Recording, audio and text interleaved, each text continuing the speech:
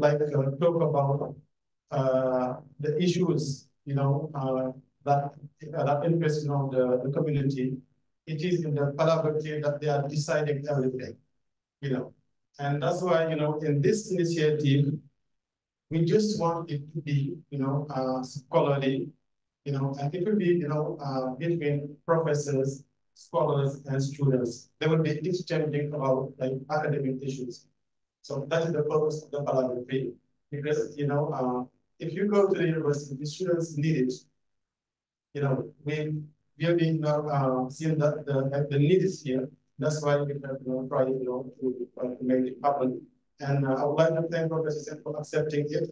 Ever since I talked about this initiative, quickly accepting it, and that's a great opportunity not only for the scholar but also for the student. Thank you, Professor Sen, for accepting that.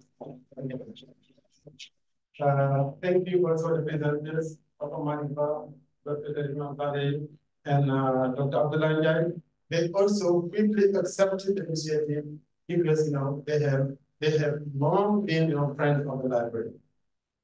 I can witness that all of them have written dissertations, articles, using the library books and articles. And today they are professors at the university. So I would like to thank them also for accepting, to come among us to do this presentation. Thank you so much.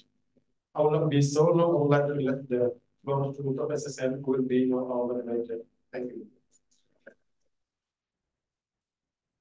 Okay, now I see why you would like it to be in English, but again, even though the target will be of student and faculty in the Department of English, we should exercise also a little bit of democracy, because everybody else who would not be faculty or student should be welcome to attend. So maybe our policy would be, because after all, you will not be discriminating against faculty in the Department of English or students if you speak in French, because they study their schooling in French anyway. So preferably in English and possibly in French. So why shouldn't I give the example and revert to French? Although in my likings, French would not rank first. That would be Syria, Wolof, and English. And French would be bringing the real. These French people are in ground nowadays, but I predicted that long time ago. It had to come. Ok, donc Badara à nouveau, vous félicitez pour cette initiative. Il est vrai que vous en avez discuté avec Thierry, l'actuel directrice de la WARA, mais votre engagement avec votre collègue Thierry, c'est ça qui a permis après tout de faire ça à peu près 3 fois par an, et peut-être plus tard, élargir et augmenter. Essayez de trouver, si vous voulez, un forum où certains d'entre vous pourraient échanger avec les étudiants autour de thématiques ou autour de publications. Je crois que c'est ça. La préférence serait les publications, puisque l'initiative vient de la bibliothèque, la racine latino-grecque, plutôt c'est lui. Voilà, donc, et aussi, donc, la bienvenue à tout le monde, mais aussi remercier ceux qui sont portés volontaires pour présenter. Je vais leur confier un secret. Badara est venu dans mon bureau en me disant, Monsieur Ferme, est-ce qu'on pourrait avoir une petite enveloppe pour... Je ne l'ai pas laissé terminer, je lui ai dit, c'est pas possible. Non, ça c'est un travail volontaire que nous faisons pour le grand public, pour les étudiants. Hein, c'est les impôts des Sénégalais qui nous ont permis d'aller à l'école et d'avoir nos connaissances et d'avoir un salaire. Donc, il ne faut pas que tout le temps on demande à être indemnisé. Et vous n'avez rien demandé tout. Je vous connais, vous êtes véritablement des amis du WARC. Je vous ai engagé dans des actions et des initiatives où je ne vous donnais absolument rien. Et c'était ça. Donc, vous m'avez absolument rien. Voilà. Alors, C'est nous qui devons payer là. Ah, mais voilà. Mais chez moi, c'est très simple. Vous voyez là, le tissu qu'on appelle quoi? Ou d'Aropoulos. Il paraît que ça coûte 1000 francs là, le mètre. Vous allez prendre 5 mètres, je vais faire un pas de loin. Voilà, donc vous le remerciez effectivement, ça dépend aussi, hein, c'est le département d'anglais, ces gens-là étaient en classe pour m'entendre dire pour le étudiant qui rencontrant une de mes filles aux États-Unis, c'était pas il va, votre papa, Boogie Wajoko. Voilà, donc c'est souvenir, et il y a quelqu'un d'autre qui est là, Korka et tant d'autres aussi. Voilà, donc on a commencé avec une dame qui s'appelle Jennifer Yanko. Elle est branchée Jennifer. Voilà, Jennifer, vous l'appelez aussi Jainaba. Mais vous l'écrivez J-A-H, non, Y, tiré, Naba, comme le nombre Naba, N-A-B-A. Jainaba, elle mérite ce titre-là, Jennifer, parce qu'elle connaît l'Afrique de l'Ouest et elle est amoureuse de l'Afrique de l'Ouest. Jennifer a fait le Niger, je crois qu'elle a passé là-bas 10 bonnes années. Et Sénégal, elle est une frequent visitor. Et je vous le confesse humblement, ni j'étais Jennifer, je ne serais peut-être pas là comme directeur du WARC. Elle dit c'était, il faut l'applaudir. Ni j'étais Jennifer, je crois que le WARC n'en serait pas là où il est. Quand elle commençait avec le WARC, ce qu'on lui payait, vous prenez ça là, vous allez dehors, vous allez acheter du diaf et vous ferez une ataaya. Elle s'est engagée de manière totalement bénévole, ou presque. Et véritablement, ce n'est que plus tard que les choses se sont améliorées. Il était aussi logé à la même enseigne qu'elle. Donc, c'est un engagement véritablement volontaire. Et avec elle, j'ai travaillé pendant des années. Et si on a pu changer totalement l'image du monde, c'est grâce à cette collaboration extraordinaire qu'il y avait entre Jennifer et moi.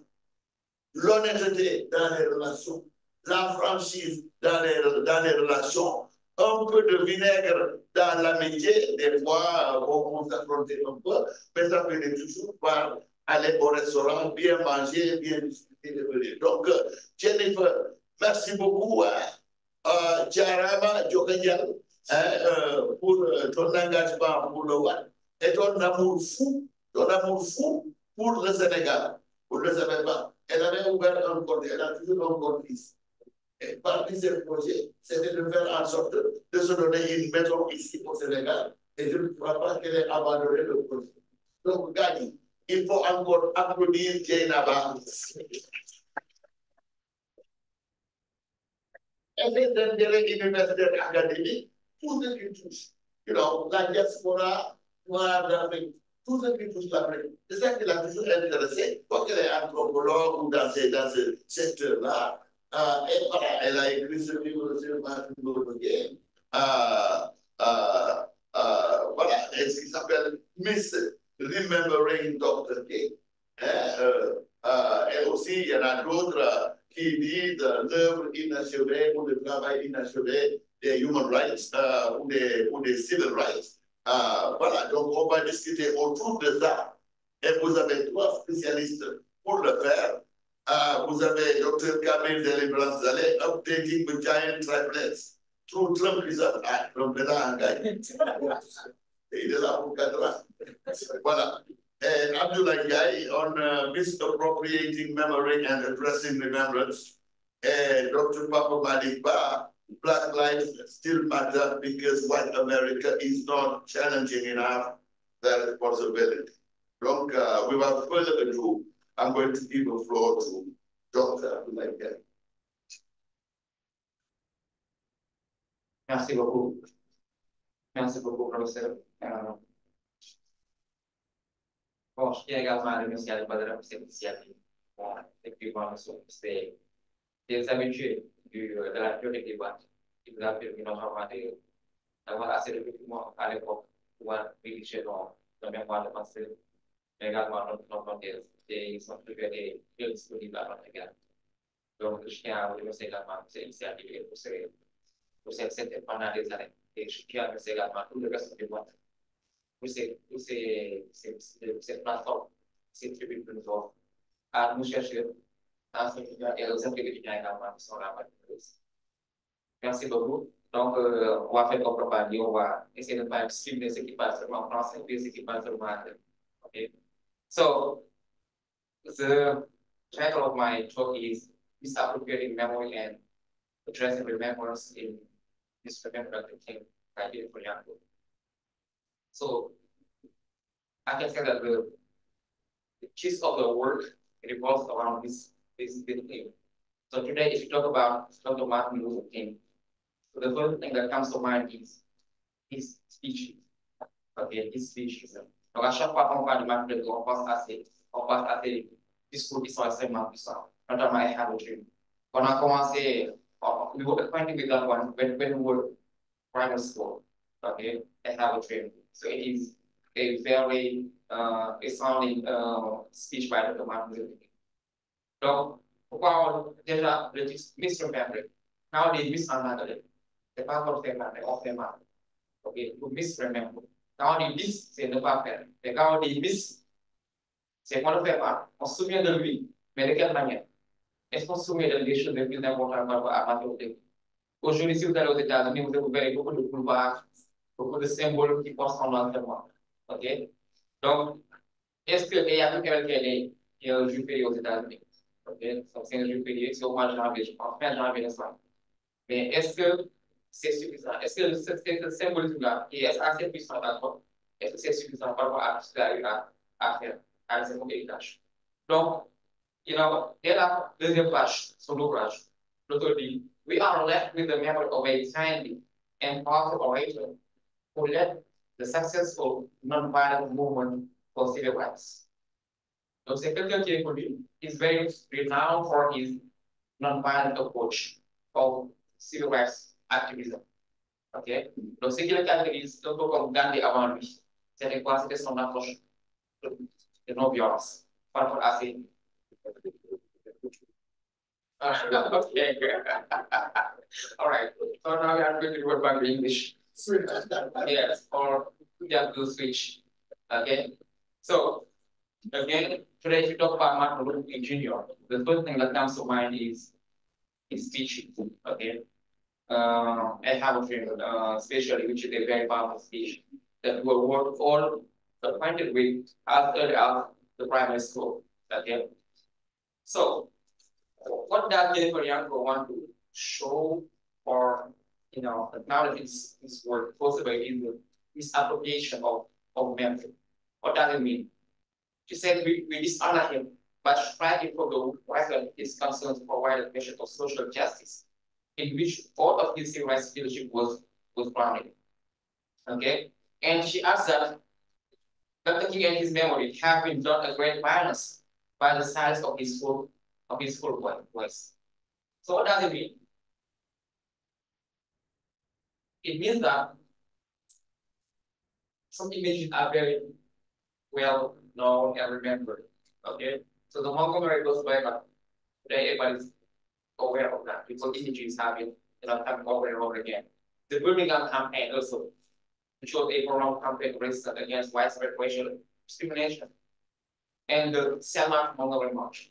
So those episodes of his life are very well known. But on the other hand, there are the images that we tend to overlook because the narrative has been that he's been a very powerful civil rights activist putting forward his nonviolent approach. Okay. We remember that he was a very outspoken critic of the Vietnam War.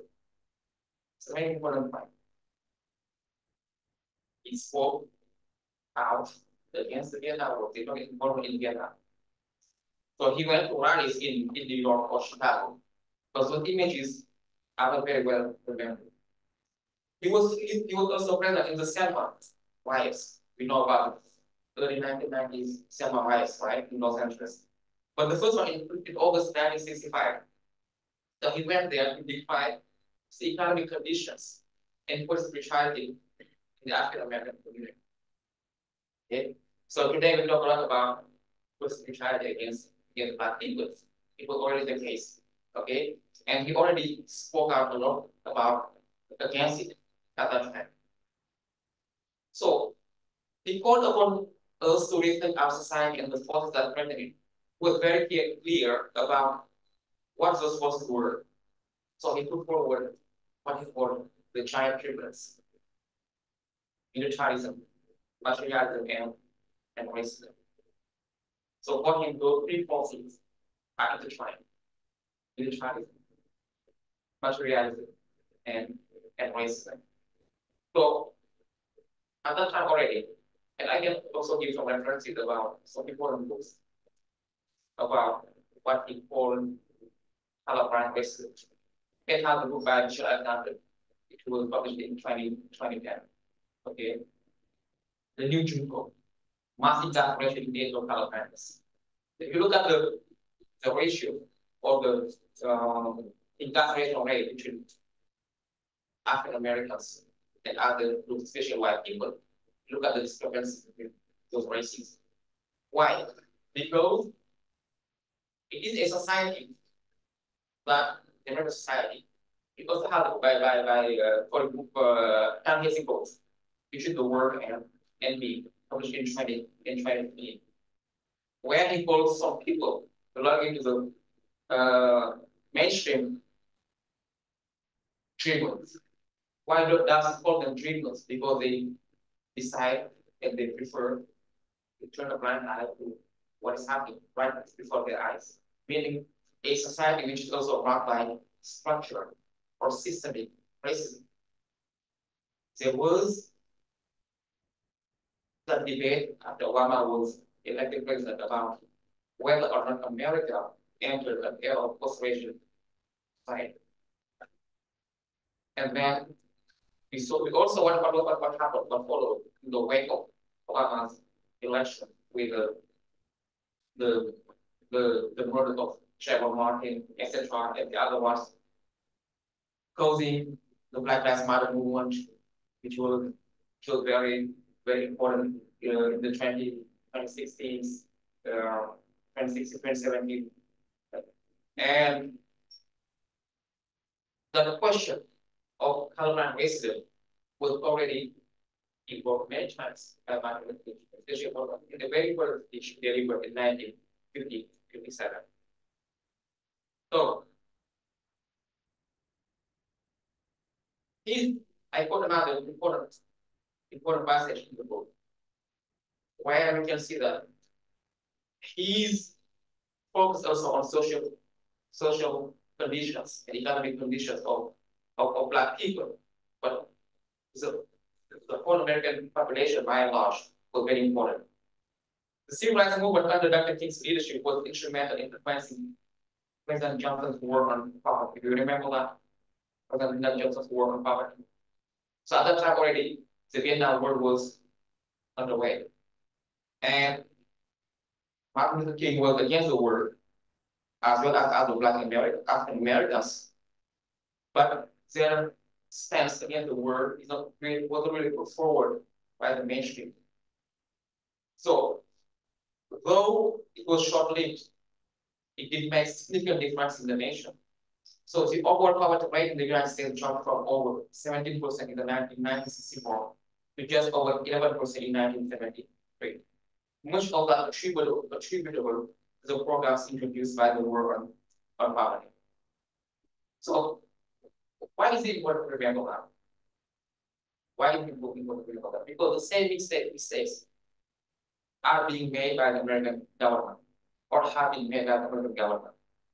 What happened early in the years 2000 after the 9/11 attack on the World Trade Center and Washington? What happened? The war on terror, right?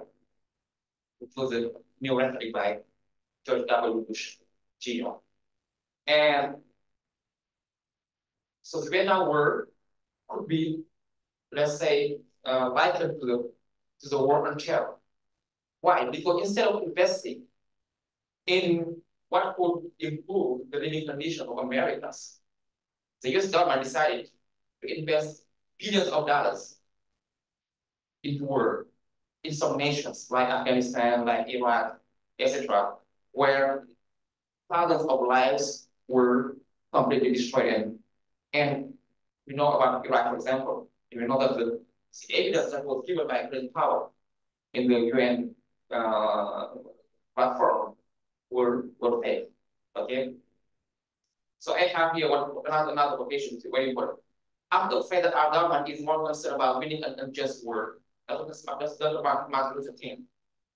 He said that he was afraid that the government was more concerned about winning an unjust war in Vietnam than about winning the war against poverty right here at home.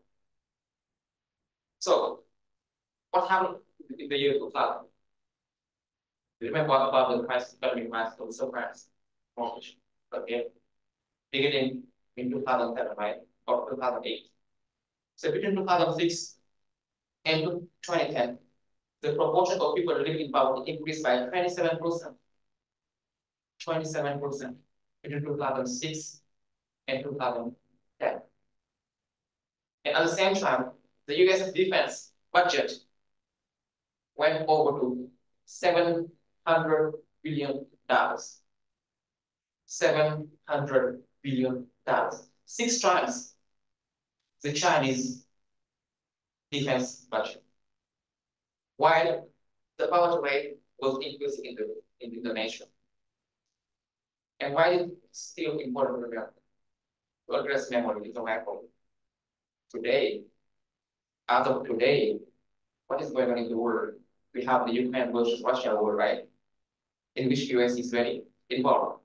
But we also have the Palestine-Israel war. And we know that in both those wars, America is investing a lot of money. So why does the US tend to think that they must be the police of the world, or those who have to, settle the order in the world? So I think this is very important insofar as it allows us, enables us to engage this conversation about what we remember, what Martin Luther King, but why is it also important to remember? Okay. So coming back to racism, there is something which is also highlighted in the book, which is the level of denial about racism and central role it played in all institutions, and which bring about today what we call a colorblind society. So, for example, after in this case, misremembering references the intention to remember only the comfortable parts of Dr. King's message, removing those we are not willing to deal with. The comfortable parts. Because what do we have today? We talk about militarism. Who has interest to go to war? And we know that in the US, they have what we call the industrial war complex. Because it's also about capitalism, it's also about making profits. We know about companies like Halliburton, which are very powerful companies that make arms, weapons.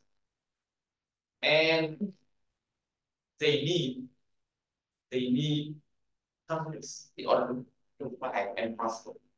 So that benefit from those things. Today, if you talk about the American elections, like we did a few weeks ago, money is always important.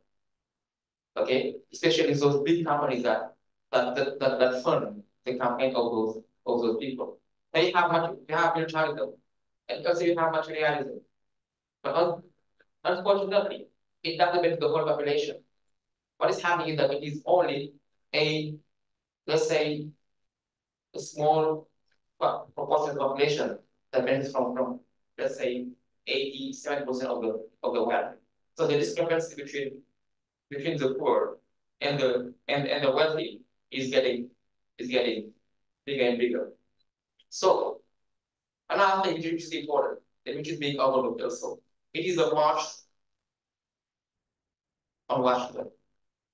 And actually, it was called the March for Jobs and Freedom. So today we talk about that march, people, what comes to mind is racial discrimination. While actually, that march was called the March for Jobs and Freedom. Because marchers will demand their fair share of the country's wealth and opportunity. And most of those marchers were African Americans. Whereby he made a famous speech at Palaver Tree. So that speech is very, very, powerful, but people tend to misremember that. And the point of the speech, okay? So he denunciation of individualism, because today a lot of Americans take some pride in individualism because like a value. So even talk about a value when it comes to individualism. And he advocates for empathy and compassion. He even went as far as saying that at that time, the American government could give a guaranteed annual income to every single American family. And that the money that was being spent to go to war against Vietnam at that time, if you take that money, and some people made the math very quickly, and they found that it was about $60 billion at that time. And it was, if it was fairly shared between Americans, it would be enough to assure the minimum living condition for Americans. So he is misremembered because of his advocacy for the fight against poverty, against injustice, against war, against also the criminal justice system, which is a very important issue in the US. Back then and still today. So if you read the book by Michelle Alexander, you will realize how serious it is for many Americans, especially African Americans, the criminal justice system, and especially the disenfranchisement consequence of it. So I will quickly finish, and after we engage in conversation. Also, something is important. It is many people think that Dr. King was mostly influenced by Mahatma Gandhi and his nonviolent approach to activism. While the person who influenced him the most was Maya Rustin, an African American Western tradition, who was a lifelong pacifist and advocate for the rights of the marginalized groups. He was a brilliant strategist, an exceptional organizer, and he joined Dr. King right after he was named head of the Montgomery Improvement Association. So Gandhi, he went even to India for a pilgrimage where Gandhi was from. But the person who actually influenced a lot, because even though Martin Luther King was, let's say, somebody who was, preaching nonviolence, at first he was not always practicing nonviolence. But once Rustin joined him, because at some point they had their own weapons and guns in order to react to the violent reactions. Okay, so he learned to also adopt in practice, in a very practical way, the nonviolence approach that he was preaching at that time. So I'm going to stop here for now and give the floor to my colleagues, and then after we engage in conversation. Thank you very much. Thank you, Abdullah. So we're gonna get an agreement among for each of you will be keeping the floor for 10, 15 minutes, which means that will be a total of 45 minutes or, close to 45 minutes. And we'll have ample time for you to enter the dialogue with the attendees. But in my position as a moderator, maybe quickly come to what he said. Yeah, remembering or forgetting, of course, many other things Martin Luther King said or did tend perhaps to be forgotten, but we should not forget about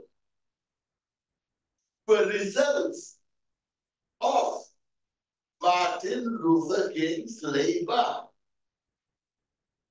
Without Martin Luther King, could we possibly imagine the advent of somebody like Obama or Kamala Harris?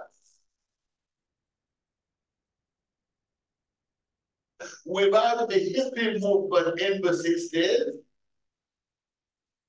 could you, ladies and gentlemen, have the American society you now have? But also, Barack Obama, even today, speaks like Martin Luther King. Go visit the speeches of Obama. They smell of the rhetoric of the pulpit, spellbinding, touching you, riveting you. And remember, whenever Martin Luther King had, I have a dream, you trust it and you listen until the end. So it's maybe a balance of a twin. You cannot have everything he did or say. Certainly, you can remember or to talk like Toni Morrison, remembering, and this is essential for African American, literature, culture, or whatever. Remembering. You cannot construct the history of Black people in the United States without going back to the South. But everything took place. Likewise, you cannot write the history of the United States without having somewhere somebody called Martin Luther King. Before passing the floor to the next speaker, allow me to introduce you to a nice group of people we've been loving for so many years. They will be coming here, visit us, and work with us, and make us happy. That is the group from Union College. Ladies and gentlemen, can you clap your hand for this, please? And under the leadership of a true serial from 10 to back, called Pop Jai, with the hat right there. Thank you for trusting one and for regularly coming. There is another lady from South Dakota. Can you stand up for everybody to see you? Because you started also a program. For two of you, if you could stand up for us to clap.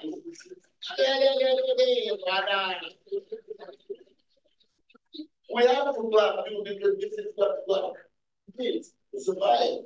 But yet, it is very important. With the effort and the work we do here with you, well, it makes it important for us to survive. So, without further ado, I think the next one is Dr. Camille Deliverance Saleh. The moment I met his name, I said, I don't know this gentleman. His name is very beautiful. And he's going to talk about updating the giant triplet to Trumpism. Camille, at best, 15 minutes, if not 10 minutes, no more. You have a floor. Okay, thank you, sir. And go back to floor.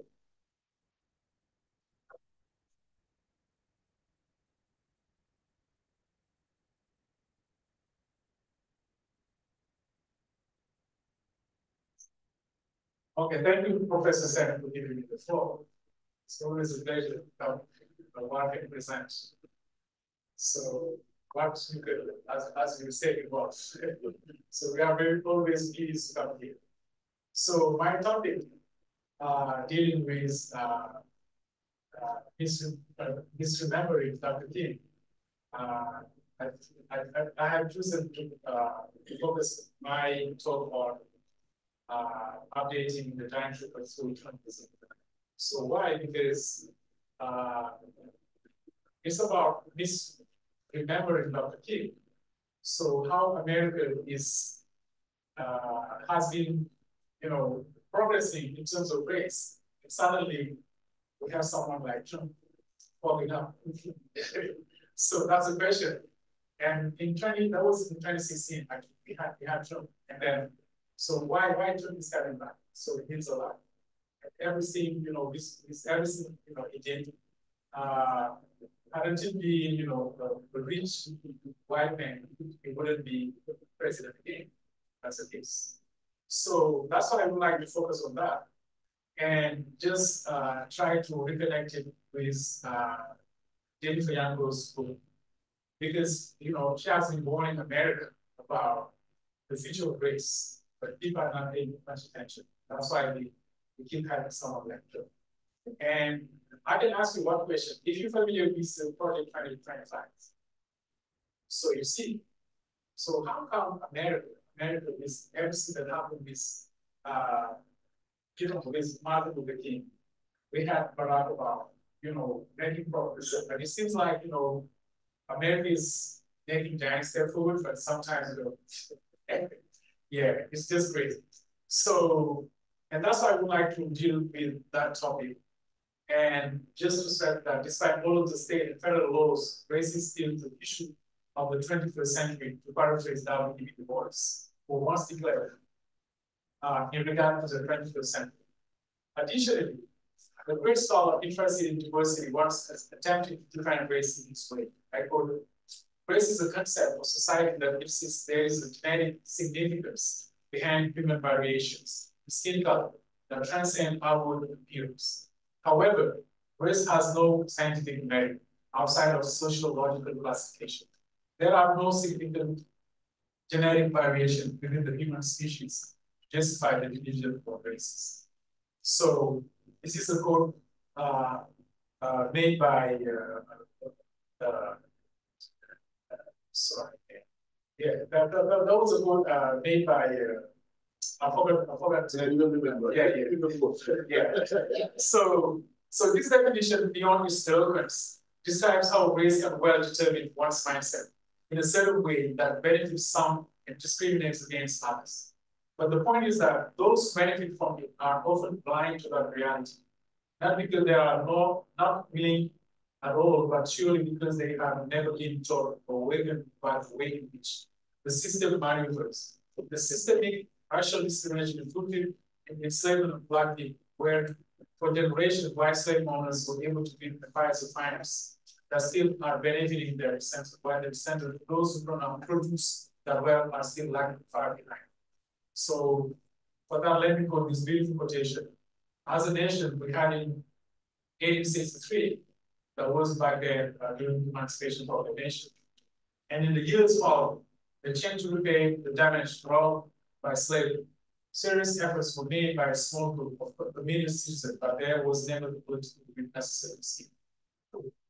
We not only failed to repair the damages of slavery, we developed elaborate laws and practices designed to maintain white privilege by any means necessary. These laws and practices ensure that the new citizens, as well as their children and grandchildren, would remain second-class citizens.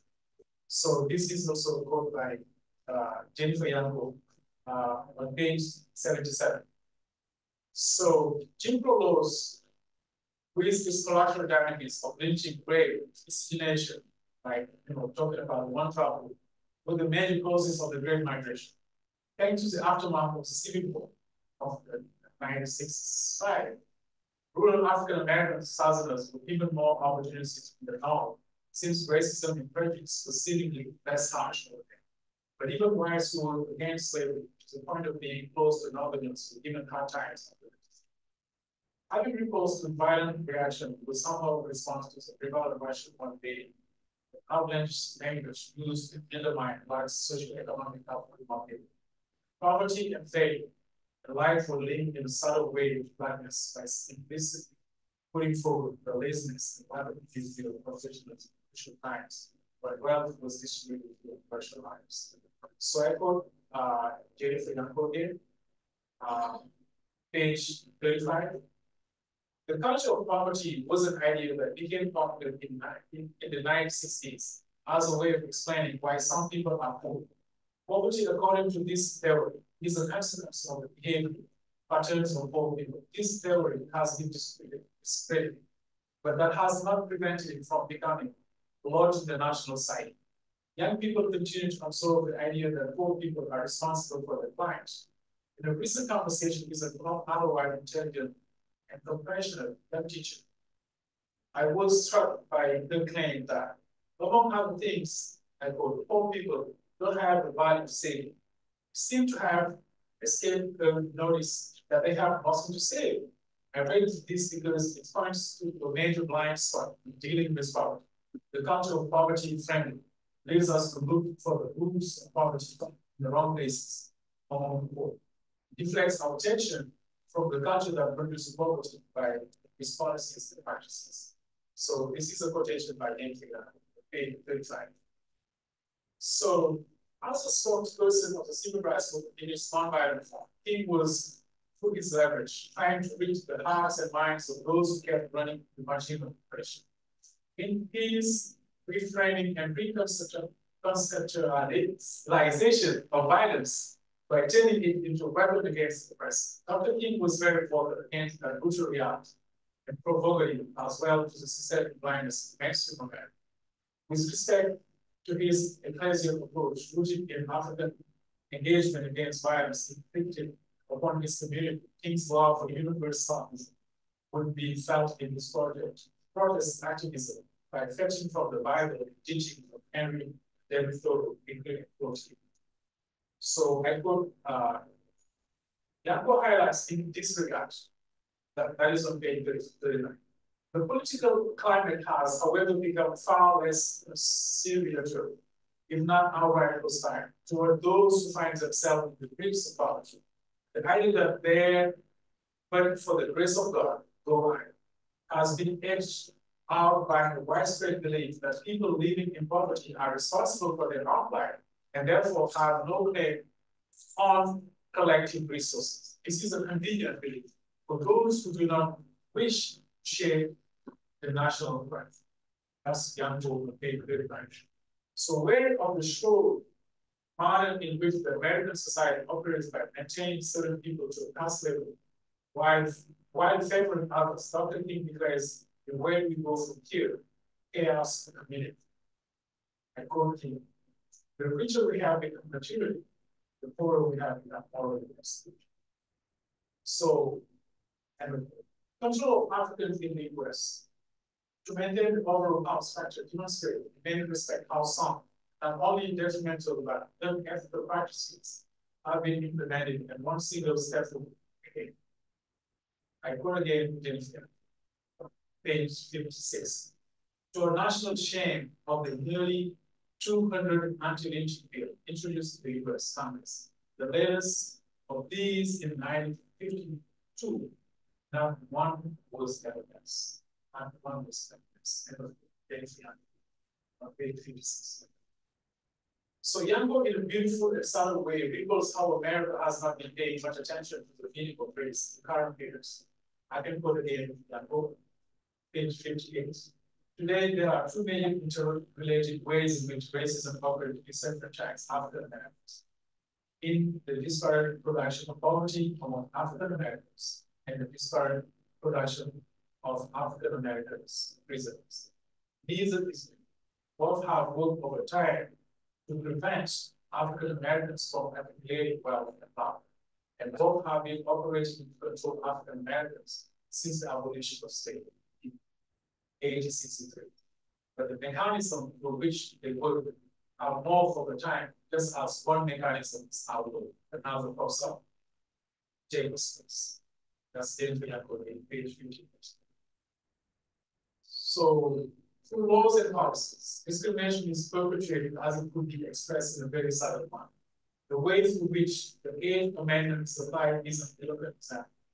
The law itself is impersonal, but what is problematic in the way it is both appreciated and accepted by voters.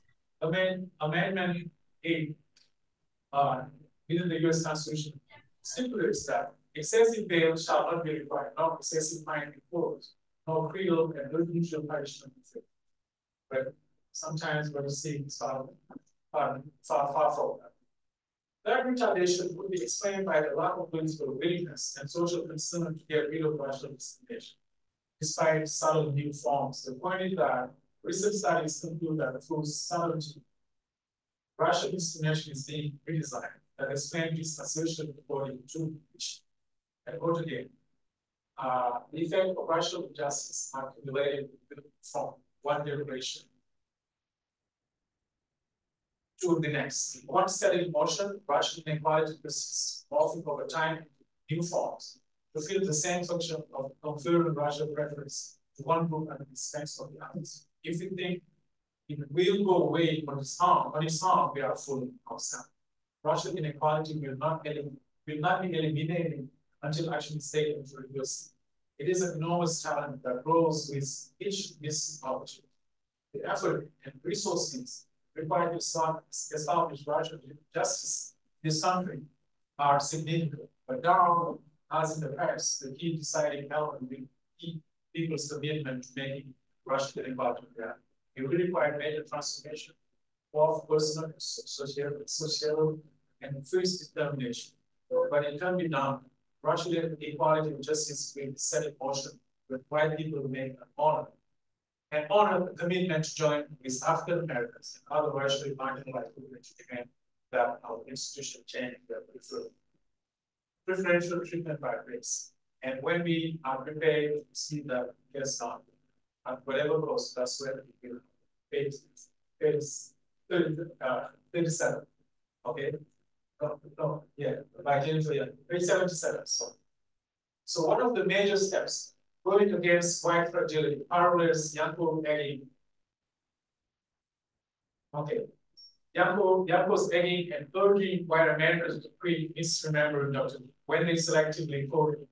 She points out that genes precedent more than man codation. Hence, the code for white Americans urgently moved from being non-racist, engaged in anti-racism. For so long, white silence has been enabling systemic racism, often the main detrimental to non-whites, generally, and African American in particular. Truth is that history always repeats itself when the lesson provided is not available to learn, unless drastic measures are taken to avoid its obvious cycle. Aware of our tremendous impact that history plays on individuals, Baba, by Kumi Baba, underscores the subliminal dimension of distanciation displacement between men and those who are his experience. So I call it again, Jennifer Yango. So I think that I'm going to stop here and then need more rooms of discussions. Thank you so much for your attention. Thank you, Camille. Thank you. Well, I appreciate that you chose that topic on the, the giant shipwreck and the cautionary writings of Jennifer Yanko, and also a wing at the American people electing Donald Trump. That's quite an interesting subject and topic. Let me maybe remind people of Donald Trump's pledge: you elect me and peace will prevail, not only in the United States, but all over the world. And from day one, it is going to stop all those cannons and guns. That's what he said. Well, day one will be January 20. Or maybe, let's give you a little bit of a brief. January 21st, we see what's going to happen. The other thing is materialism. Ironically, the American people elected him because they want some money in the bank and also to go grocery shopping. And actually, for new leadership, very young leadership of Senegal, they were elected so that they help us fill our pockets. So we all, would like to have some matter around us to survive, well, maybe we want to be really rejected totally in racism. And let me also warn you, when you say racism, well, immediately we say, for US, hey, they are not the only ones, there is perhaps no racism in Senegal or no obvious racism. Very social stratification.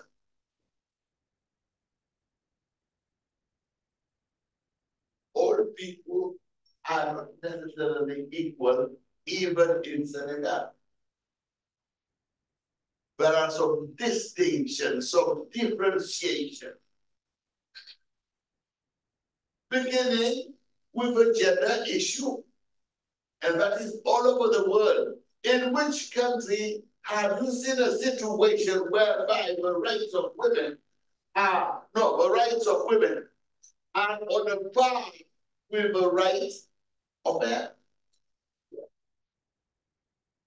So many people are losing the possibility to be appointed or elected in the United States and in so many Western world because somewhere sexual abuse will catch up with them and they will step down. In which country do they say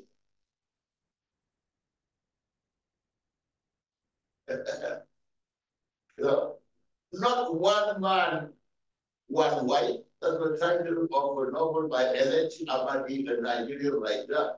One man, one machete, one novel. One man, one wife.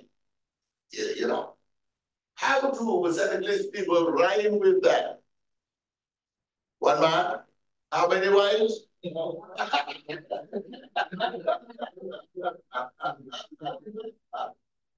Is that equality? Is that equal treatment? Right?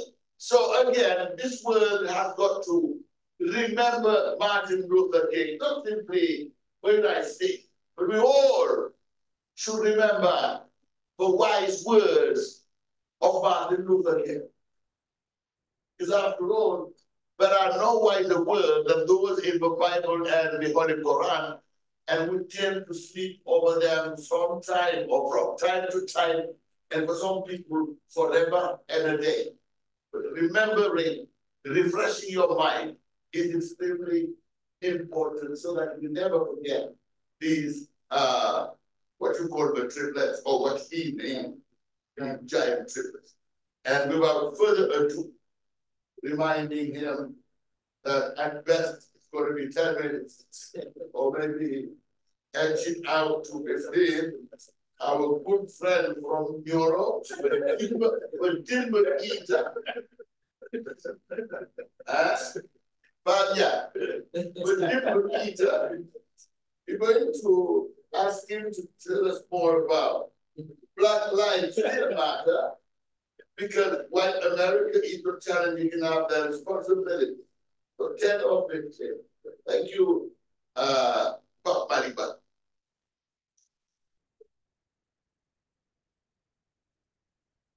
All right, so thank you very much, Professor Seven, for the kind words.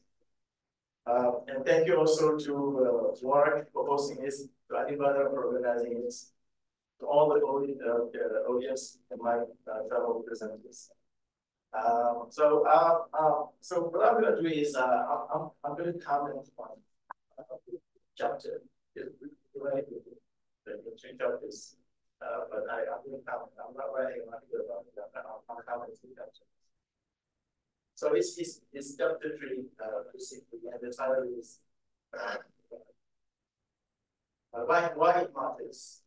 From page 70 to 88. All right. So I would like to say a few words about the book first before coming to step itself. It is very important, the book, in many ways. Number one, it comes back on the most popular things about Dr. King that we know about that thing. You can remember that is misremembering. Exactly. Why? Because most of the time, some issues that are behind the problems of race in the United States are not really discussed, but really not that key. Most of the things that we remember are the ones underlined by my colleague of the guy, like his role during this investment. Whereas, like, the Turkey wondered about for the Philippines, that is a power statement in the United States. But also the question of the role of white people in dismantling systemic racism in the United States. People do not discuss that much, but it is part of what the Turkey also told us. And one of the central ideas or arguments is about that. So the Palaver Tree tells us about like what we know more about him, but also that we should not limit ourselves and remember being about that. So we also need to think about what he reminds us about what we forget about and then what responsibility or what role in eradicating racism is part of what we forget. So so there are many points that the chapter illustrates. One of the points is like in the words of Jennifer Yanko, the prophetic warning. She calls that prophetic warning about systemic injustice. And how urgent it is for all of us to sit down and look for ways of eradication. Because it is putting the United States into a growing crisis since then. So because we know that, and then King warned us about that. Like whether we have injustice somewhere, so it's put to crisis. Because the US has not been able to eradicate the injustice, which injustice is still. So that's why the US is put to a growing crisis. And she puts it where like systems based on extreme injustice collapse. She said, so another point that she emphasizes that we should not limit ourselves on words, but also action to get it taken. She had the system. Also, she mentioned another point is Obama's election and how it's symbolically symbolic. Sorry for the word symbolic. Materialized into being somehow. Because it was probably something there was a lot of before, but it happened. An African American, and then there's a lot of questions. There are a lot of questions we can raise about it. First, about his identity. First, African American, and African born and American express. So the first question was probably about his identity, about himself. And then the second thing is also this is also a critique made by a lot of race theorists. But if Obama did not play the race game, for example, he'd be elected. You know, what were the arguments of Obama happening? Was he blatantly showing his African American identity, or was he just like trying to be nice to everybody else, like niceness?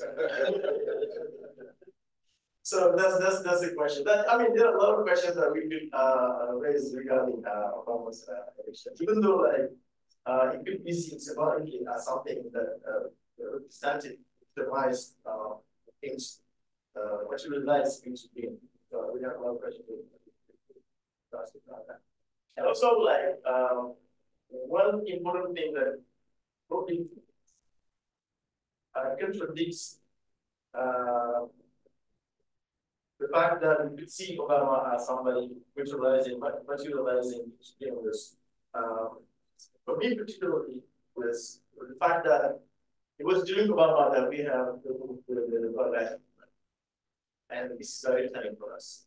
How come during the term of an American president, we have like actually successful movement, advocating to stop the killings, racist killings, or racial killings of African Americans. Like it was a successful movement, and then it gained a lot of momentum, and then was internationalized per se. So how about for them to African American president, the general of African president that we had the national movement. And this movement inspired the book by Kianga Kaya, like from Black Liberation. It's very eloquent. It's written in 2016 also. And because this result of American history speaks eye to eye also with that. So in conclusion, like Obama's election was not it was an achievement, but did not really expect outcomes. And that's also another point that Yanko is underlines in the book, that vital for we praise individual successes instead of wondering or thinking deeply about the impact of this on the community. That's a very important part that also she's exploring. All right, there's also another point that she expands on the book is the special and particular urgent role that white people, particularly those who have most benefited from the system, have to play the system. So addressing this question, Yanko asks on page 91, who's probably, so she seems to answer why did I this special justice? So one of the points on this chapter, she discusses a lot about the responsibility of each and every American in eradicating racism, but also white people of good faith, as she calls them, and King calls them white liberals. They have a great vote, like why, and it's very important.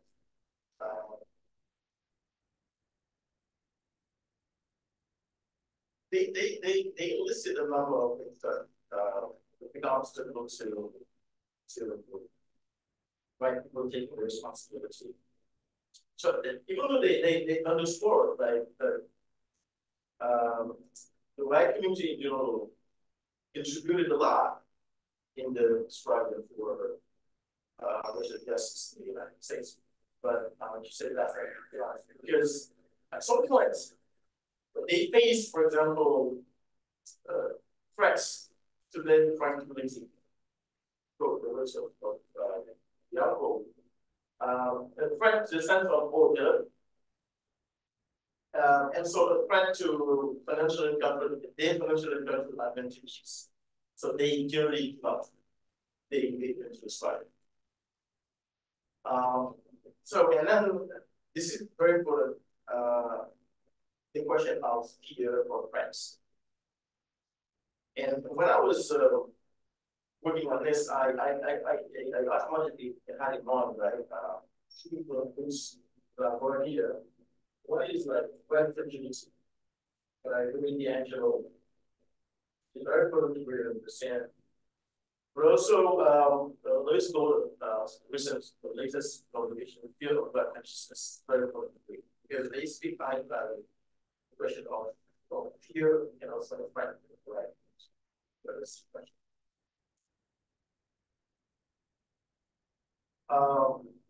Another point that Yanko also underscored is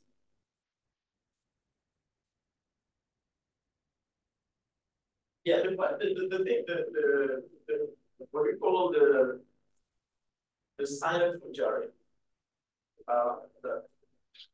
radical racism. Racism is not something prevalent among the unlettered and the underprivileged, poor, and the marginalized.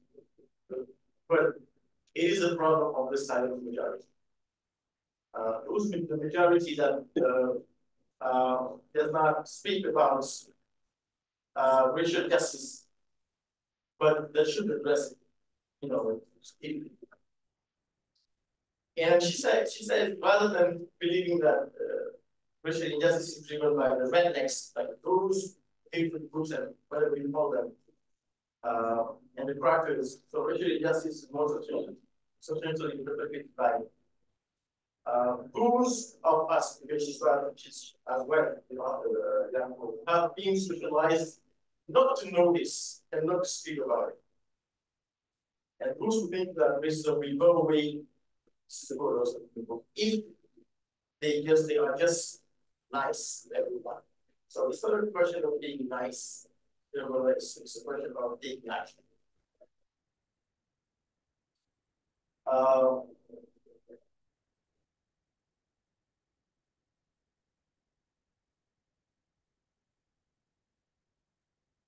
Yeah, and then she's trying to sensitize about responsibility that the responsibilities that this silent ideology should undertake in order to contribute to such actually in the right pages second best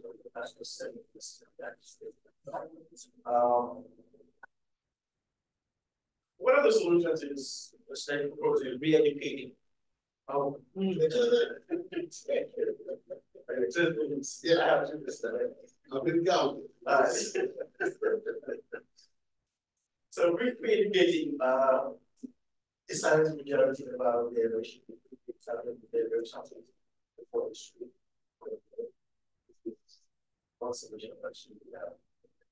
And then I was wondering, like, how can you re-educate these people when you still continue without candidates to religious? We all know, for example, that in many states, the teaching of critical race theory has a gap. These are very important things to sensitize and teach people about, like racism and how to eradicate it. So how can we educate people about the types of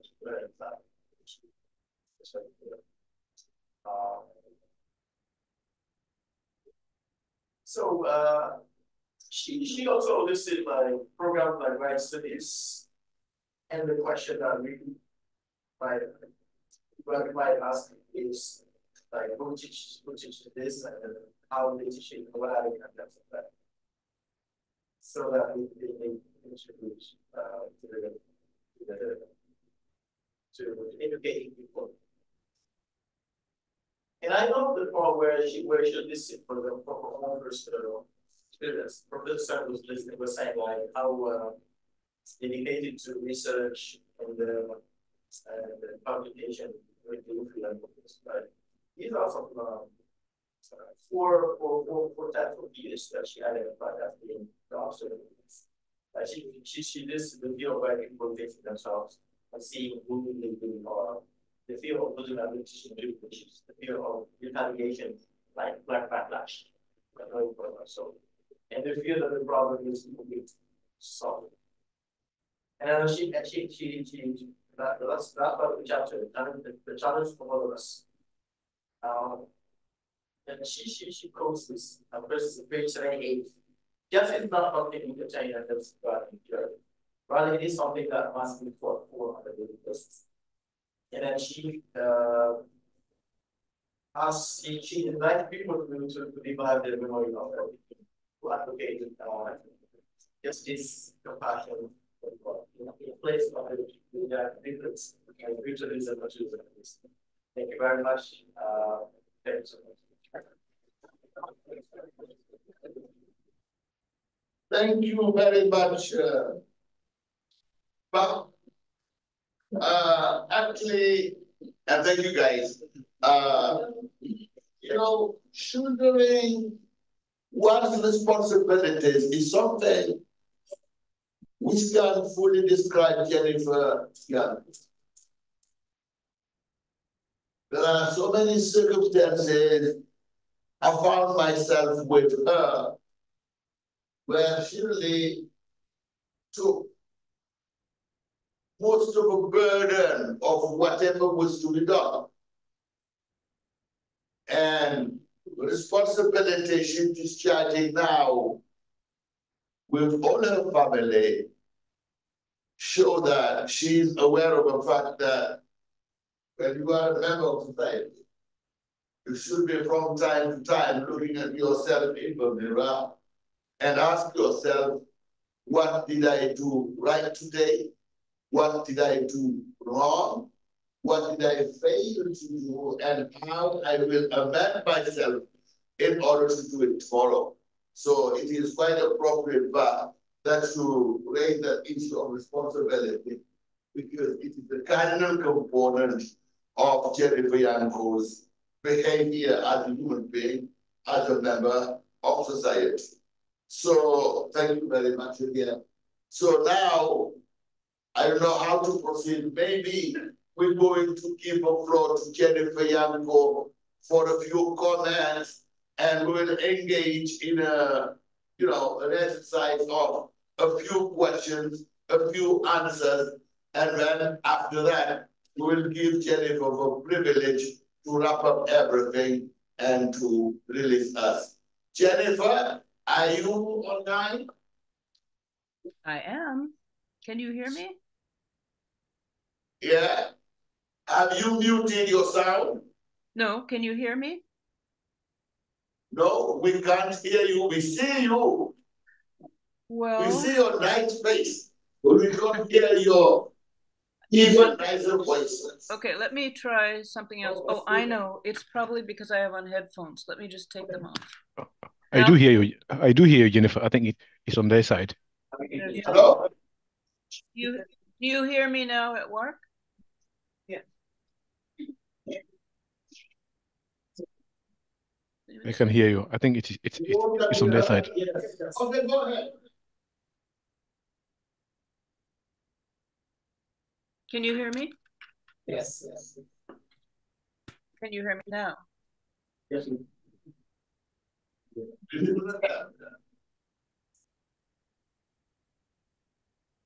Try this. Can you hear me now? Yes.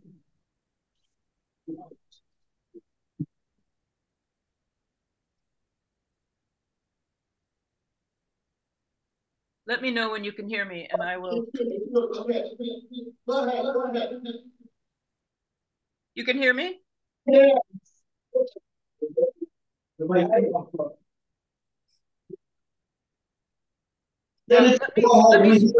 hear you very well. Go ahead. Okay. Okay. Thank you. I want to just say how pleased I am with this this forum, and I want to really congratulate Dr. Badara on initiating this. It's a wonderful opportunity for people to get together and talk about what they're reading, their thoughts, important issues, and that's what libraries should do.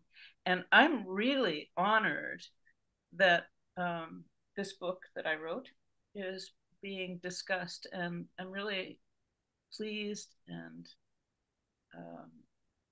thrilled to engage around these issues that are so important to me and to many people. And also, it's just really a pleasure to be back at WARC, even if only virtually, in this very exciting intellectual ambiance where people are constantly exchanging and arguing and thinking together. And this is something that's really important to me and has been really the hallmark of WARC over the years. And I want to thank each of the presenters for bringing up parts of the book that perhaps I hadn't thought about for a while and that remain really important. And I think one of the things has to do with this misremembering, of course, and the fact that I think in recent years, since the book was published, with the rise of Black Lives Matter and a lot of action by young people and engagement, that actually Dr. King is being remembered for his really outstanding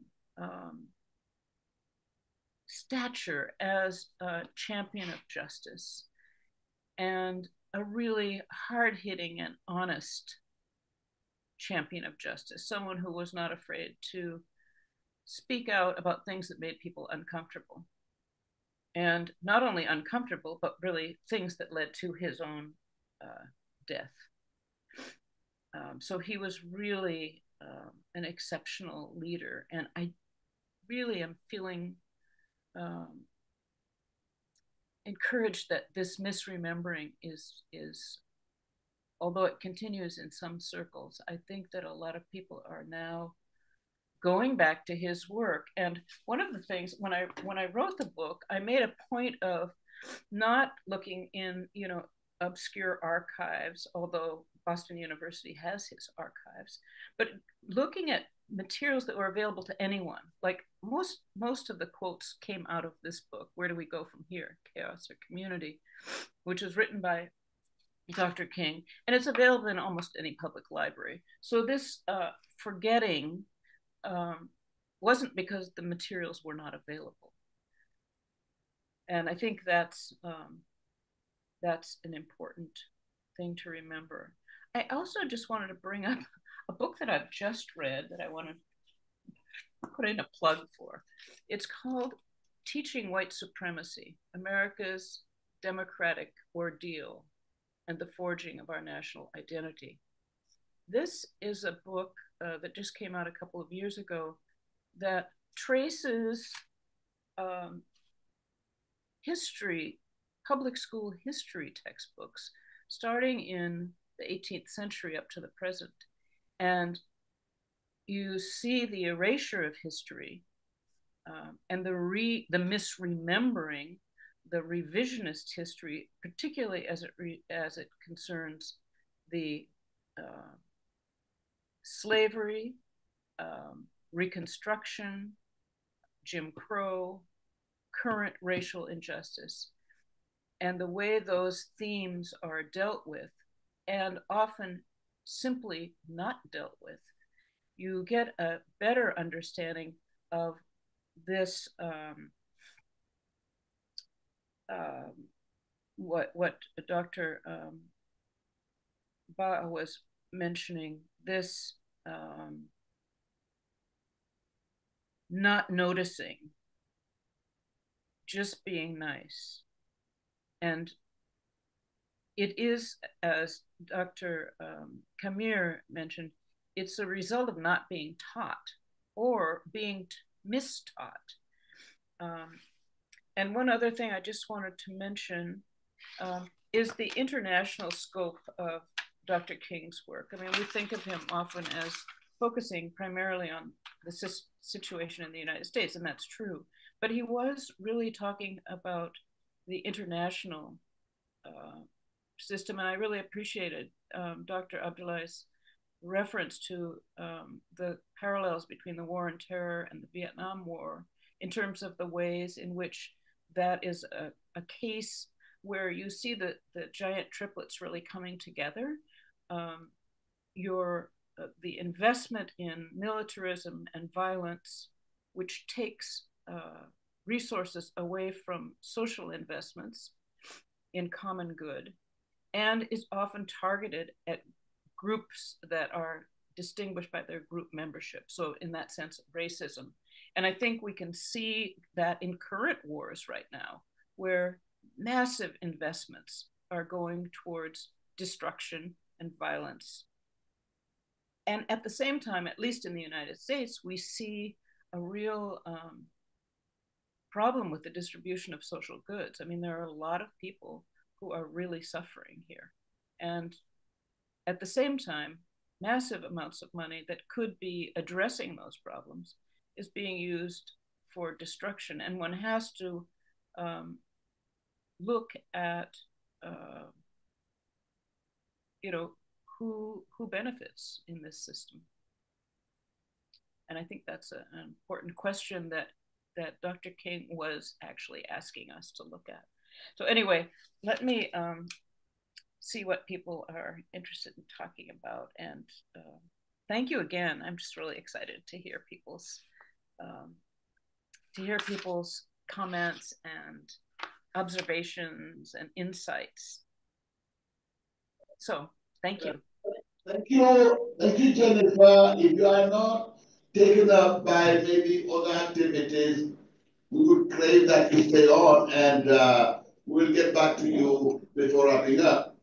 She mentioned something which is very important and which gave rise to the writing of a number of essays. That's white supremacy. And there is a book actually written by Mr. Gavin Evans, and which is titled White Supremacy. There is another book written by somebody else, which is called The Highest Stage of White Supremacy. Unfortunately, I don't remember the name of the writer, but in one of them, there is a comparison of white domination in the United States and in South Africa. And those are reference books, which, would be very useful to you as a specialist of racial issues and specialist of the United States. Thank you. So maybe I intend to release Amdi Cheng and his colleagues at work by 5, because that's when they have to go back home. But we have at least, at best, 30 minutes. I think we could cover 30 minutes. They will just give us at least 10 minutes of free time. So any question, anybody would like to make a contribution, as short as possible, or ask a question. The floor is yours, and these people are here to answer your question or hear your contributions.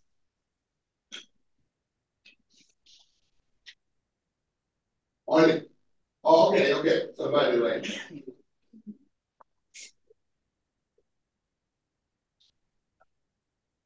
In English or in French, whichever end would be used. What is the party behind it? Yeah. And you are. Good afternoon, everyone. My name is Palaver.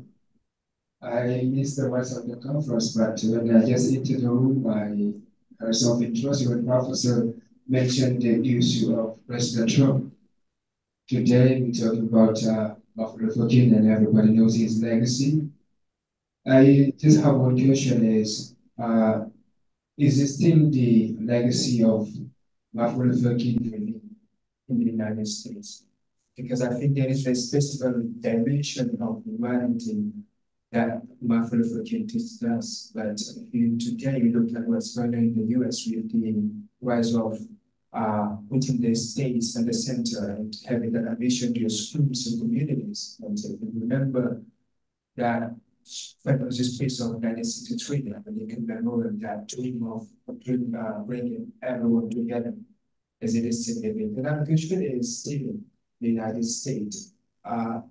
President Trump being elected, there is a question that out of the Black question, the Italian question, is the US ready to be governed by women? Thank you.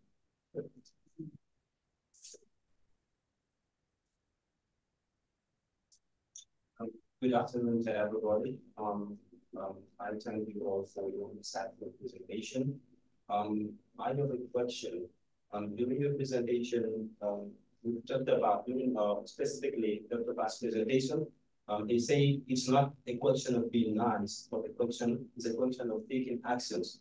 But my question is, if the white people are the ones benefiting from racism, like as the males are the ones benefiting from patriarchy, do you think that they will take actions to fight against racism?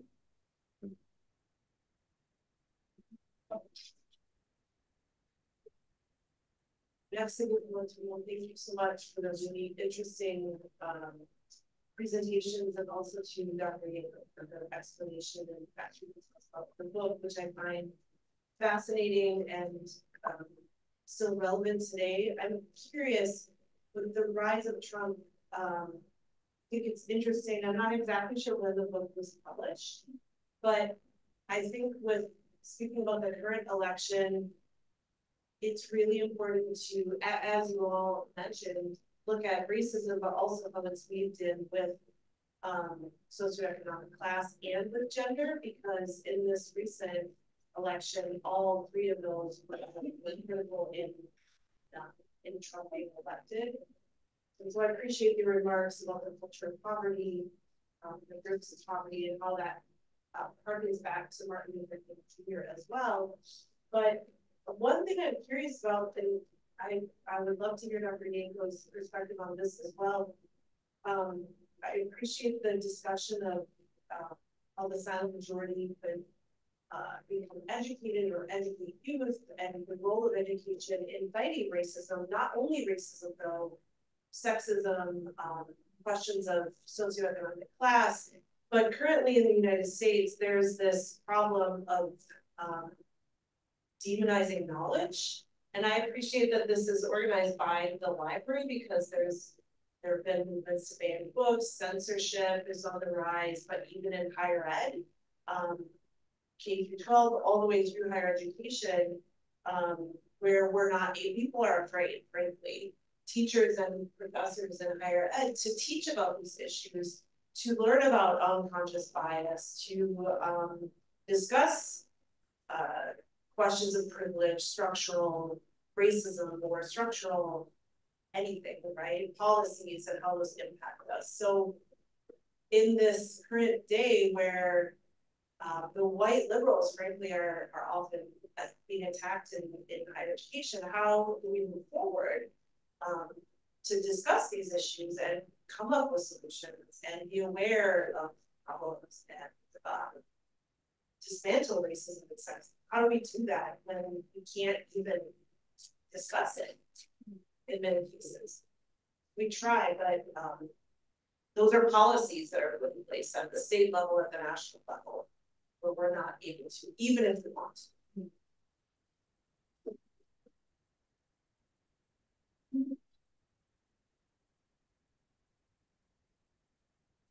Good afternoon.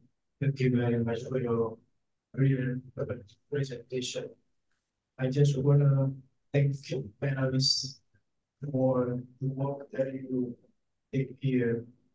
And I heard about a very interesting offering and applying Jai when he said, he mentioned the name of the NSC code, a very brilliant writer, I can say, between the world and me. For me, the NSC code today is just calling him to join him about the issue of the issue of reparation, to repay the harm that white supremacists put in, making African American in the United States. Because if you talk about civil rights movement, white people automatically think about lawlessness. And most of the time in the history, if you remember, Republican, you can say, most of the time they put lawlessness or crime issue in their political agenda to attract or to have more electorate, to have more voters. So thank you very much for mentioning this very brilliant offer in your presentation. Thank you very much. So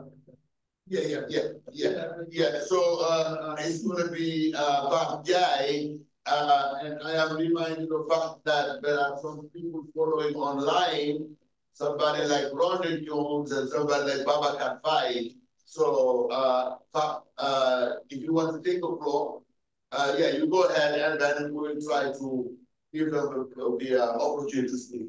and we will wrap up answering all the questions. Yeah. Okay. So everyone else, I would like to thank some of the panelists. Truly impressive. I was a little bit late coming in. I haven't read the book, I have to admit. I look forward to doing that. Just a couple of remarks, one being the question, one being just a comment. I think the Trump phenomenon has to be looked at in the form of sort of very complex, standpoint. His return or comeback has spoken to, of course, America itself as a whole, but in really different ways. I think the idea of threat and fear, connecting that to Dr. King's idea of responsibility, active engagement, all of that kind of wrapper, from. And what I mean by that is when Trump, the way he won the elections, landslide, right? Even in the Senate, just like what happened in the Senate government in the region, kind of really freaked a lot of communities, out. When you take, the LGBT community, right? Ethnic communities. Remember what we said about Greek, right? Or what was the stuff levels. Remember what we said about somewhere in the Midwest, Haitians eating cats and dogs. So he is really, yes, a rich guy, but who knows also how to capture just fear again. Let's say the white fear, right? Fear of what? National security is part of it. Is made of part of his discourse, not to say many of it actually, was related to national security, the migrant interest rate. That is one set. But inflation is part of it too. The sort of economic dimension that America is at this point was definitely triggering, sort of one of the reasons why really the elected. This idea now of responsibility or active engagement going back to King, I think that yes, America still remembers King, obviously. Go to every institutional place, King is there, Black History Month, they celebrate King's legacy. And I think even before King, that idea of responsibility also sort of speaks to about what we said earlier, the one is that even before King, when we look at America's history, when you think of specific historical moments like the Underground Railroad, you saw white people who really got involved, in fighting for justice, for equality, and they really meant it. When they left from the North to run away slaves, left the South, heading to the North. The island that's, there was even a town named Tombouctou at the time, built, and really a lot of rich white people who invested, in hiding, even blacks, property land, to prosper, back in those days. So it had, sort of continuity, I think, through King, up to modern time. There are a lot of movements, including the Black Lives Matter, obviously. A lot of white people also participating in that. Many of them. So I think Trump is very interesting as a political agent. I think that the response to him can be really, I think, more, virtually, of course, driven, but more than that, with social economic, inflation, national security, and all that. Yes. Thank you. All right. Now, can we turn to, well, yeah. Oh. Dear teachers. We don't have much time. Yeah. Thank you. Thank you so much, dear teachers. Just a contribution and people regarding this outstanding book and going to the points highlighted by the Tanya. As you said, this the misappropriating memory of model setting, of course, joining the wars that are out between Ukraine and Russia, between Hamas and Israel and Hezbollah. There's here a passage in French, where Marcel Delphine says, in French the book. I'm going to quote this. Avant la fin de la guerre française d'Indochine, nous assumions 80% des dépenses de guerre de la France. Même avant que les Français eussent été battus à Dien Bien Phu, ils avaient commencé à désespérer de cette entreprise irréfléchie, mais pas nous. Nous les avons encouragés à poursuivre la guerre en leur fournissant des moyens militaires et financiers énormes. Alors même qu'ils avaient perdu la volonté d'aller plus avant, bientôt nous allions payer en totalité le coût de leur tragique tentative de recolonisation.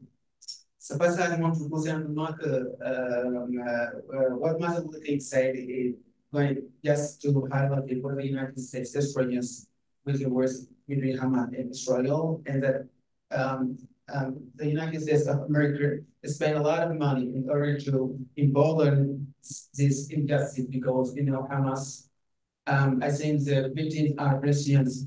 Even some people say it's a genocide, but a genocide perpetrated in this whole Palestine. And also what Martin Luther King confessed here, he really condemned the involvement of the United States of America in this war. And unfortunately, as you highlighted, this legacy is not found. And so therefore, this book is really interesting. Thank you so much.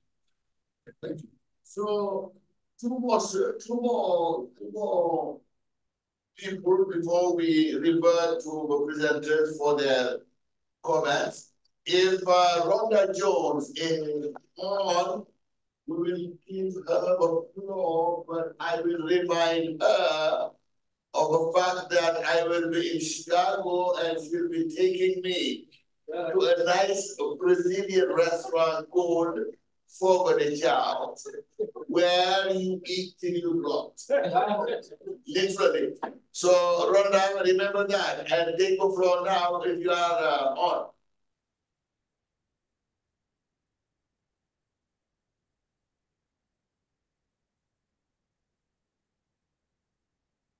Is she still there? No.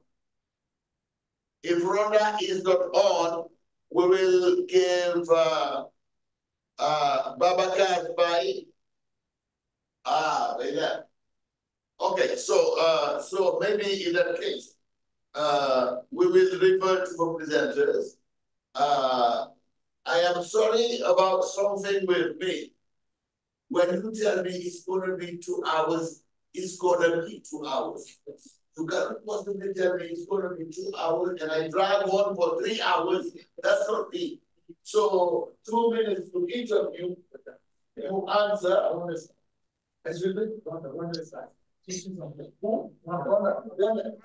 Rhonda's on. Is she hear everything I said? Yes. Yes. Okay, check if you can have Rhonda very quickly. She's on. I'm on my phone, so Do you hear us? Yes, I can hear you. I'm on my phone. You hear what I said about inviting me to a Brazilian restaurant called Fogo de Chao in Chicago? Absolutely.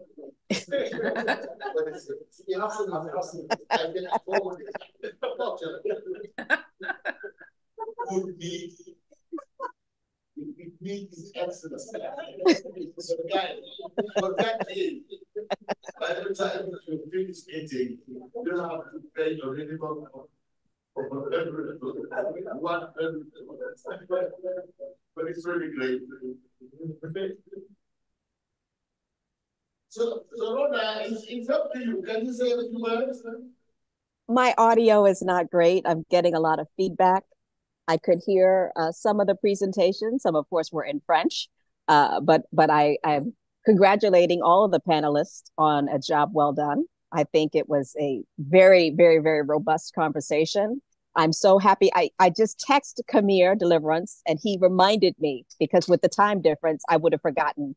So I'm happy that I was able to attend. Thank you so much, everyone. And it's so wonderful to see you all. Okay, thank you. Now, can we have Babacar?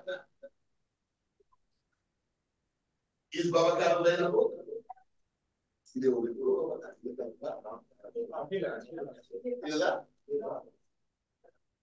Babacar, can you use 2 minutes to say? Okay, look, it's up to you guys. 2 minutes each, and you wrap it up. Whoever wants to start, let me start. Okay. So the question of give the legacy of the name of Kings to David, right? I think it did a little bit on the perspective you see it. For example, people could say that since we had at least one African American as the president, could be seen as an achievement to Kingston, but if you're deeply like we made this exciting. There's a second question to me, but will white people take action? That's the very important question. I think Dr. Yamko said it, like, if you're taking action, it is the system itself. It's not individual people doing this. The efforts of each and everyone can be very central in eradicating it, but I think it's a question of everyone. It's not only a specific community. It is the system itself. It's systemic. And the question, the comment on the silent majority contribution is to educating people. So I think, yeah, everybody else should contribute to the education of people. And there's a tendency, actually, yes, and a movement, if you can unionize on the access, and everybody else is affected by this, and we all must act. So thank you. These are the words. The other words I want to say.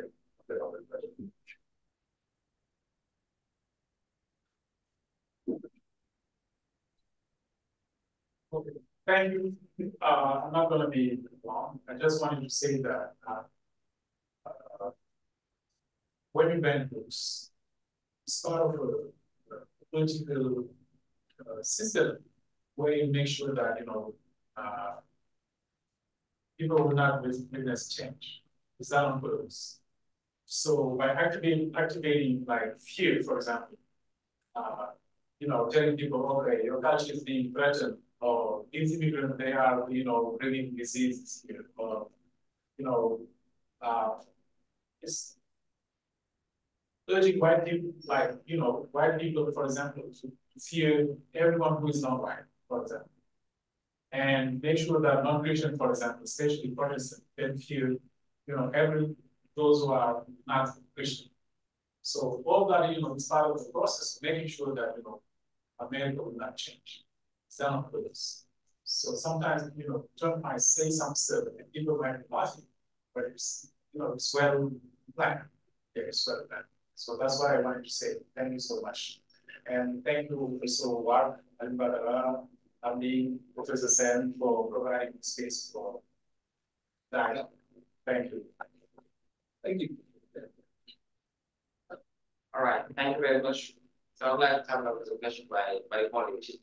I don't know if it's a question or a remark. How about, how to raise the social media class in China, because the last elections. Those aspects, combined to bring about the result that is a bit long. But I'm a little bit worried Because about 1 year ago, I attended at Schomburg Center for Black Studies in New York. A talk which was given by Kimberly Crenshaw about the extent to which censorship and book banning is extremely important now in the US. I do know that the scope of the phenomenon reaches this point. So I think that it will require intellectual activism because those, especially those states which are run by Republicans, are doing great damage.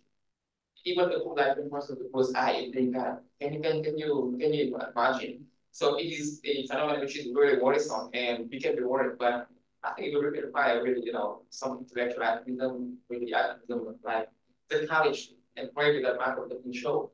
And I forgot to mention that because in Priyanko mentioned that with his position against the Vietnam War, that was not the case, lost many allies. And that was a set of fact that he showcased by doing that. And I think that in today's world, we also need to, pay attention to what it can, but also to the goals and principles for which we fight for. All right, and thank once again for Palaver and for WARC and everyone. Voilà, donc remercier Alioune et Thierry pour avoir tenu leur parole par rapport à l'engagement fait avec Jennifer et aussi par rapport à moi. Vous savez, je suis un patron, un directeur, mais très heureux à cause des relations particulières j'ai avec mon staff. Nous là, tous les jours, de lundi jusqu'à vendredi, on prend le déjeuner ensemble. Et quand on prend le déjeuner ensemble, c'est important. Il n'y a pas de directeur, il n'y a rien du tout. On est là, on boit notre ataya, on mange notre tiers, et puis voilà. Et l'heure arrivée, on retourne au travail. And so I think it's a blessing for us all. And that's cultivating in the same way as collegiality. I urge you to actually cultivate it. And actually, these guys are cultivating it. You did not hear it or you did not hear that. But they have distinguishing features which resemble them. They are not the only one. There are other two faculties of the Department of English. But these three, leurs habits sont de la même couleur. Toi, on des boucs ou on des barres. Le bouc est plus. Les boucs ont des barres. Je croyais, je me disais qu'il faut partir de la corps. Et je me disais qu'il faut partir de la corporation de ceux qui nous dirigent maintenant. Ils ont tous des barres là. Depuis Joe Biden. Donc, thank Jennifer for having produced this book. Thank Badara and Tenin for having staged this. And thank the three of you for your dedication to academia. And thank attendees for being here and for listening and urging you to do whatever you can to urge a student at every university to develop for love of books and reading. Everything is not in this telephone. Il y a une faute qui a été commise et que l'on a mis en première page dans un journal sénégalais. Mais les Béninois ont réagi pour dire on ne savait pas que dans le pays de Senghor, un journaliste pouvait faire une faute aussi grosse. Et la faute est commise, le rédacteur en chef ne bouge pas, le directeur de publication ne bouge pas. Et on nous donne ça. C'est scandaleux. Donc, for love of reading, being friends through books and conversing, especially in English, in your English department. So thank you, everybody. And Badara will tell you about the next edition. If it is too long coming in, you know, Hazel and Hazel, Badara, and thank you, everybody. Thank you.